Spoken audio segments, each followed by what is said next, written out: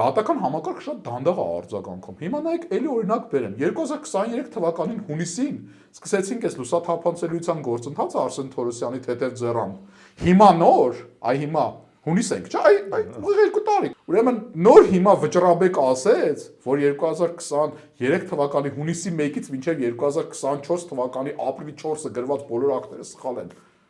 23-ի հունիսի 1-ից 24-ի ապրիլի 4-ը։ Ինչի ապրիլի 4-ը, որտեղ այդ օրը օրենսդրական փոփոխություն եղավ, նոր տիպի ակտեր սկսեցին ծնվել, այսինքն